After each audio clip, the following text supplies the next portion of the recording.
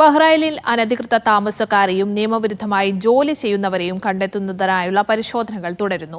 കഴിഞ്ഞ ഒരാഴ്ച കാലത്തിനുള്ളിൽ നിയമലംഘകരായി കണ്ടെത്തിയ 257 പ്രവാസികളെ നാടുകടത്തിയതായി അധികൃതർ അറിയിച്ചു. ബഹ്റൈനിൽ തൊഴിൽ താമസ നിയമലംഘനം നടത്തുന്നവരെ കണ്ടെത്താനായി കഴിഞ്ഞ ഒരാഴ്ച കാലയളവിനുള്ളിൽ 1481 പരിശോധനകൾ നടത്തിയതായി ലേബർ മാർക്കറ്റ് റെഗുലേറ്ററി അതോറിറ്റി അറിയിച്ചു. നിയമലംഘനം നടത്തിയ നിരവധി പ്രവാസികളെ പിടികൂടുകയും 152 അനധികൃത വിദേശ തൊഴിലാളികളെ നാടുകടത്തുകയും ചെയ്തു. 24 സംയുക്ത പരിശോധനാ ക്യാമ്പയിനുകൾക്ക് പുറമെ ക്യാപിറ്റൽ ഗവർണറേറ്റിൽ 14 ക്യാമ്പയിനുകൾ നടന്നു.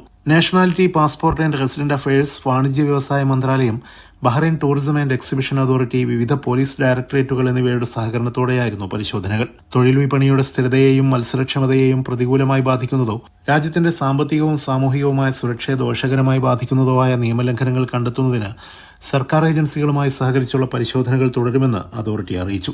ടൂറിസ്റ്റ് വിസകളുടെ ദുരുപയോഗം തടയുന്നതിനും ടൂറിസ്റ്റ് വിസയിലെത്തി തൊഴിൽ തേടുന്നത് തടയുന്നതിനുമായി കടുത്ത നിയന്ത്രണങ്ങൾ ഏർപ്പെടുത്തിയിട്ടുണ്ട്. തൊഴിലുടമകൾ നൽകുന്ന ശരിയായ പെർമിറ്റുകളില്ലാതെ ജോലിക്കായി എത്തുന്നവരെ പിടികൂടുമെന്നാണ് അധികൃതർ ആവർത്തിച്ച് മുന്നറിയിപ്പ് നൽകുന്നത്.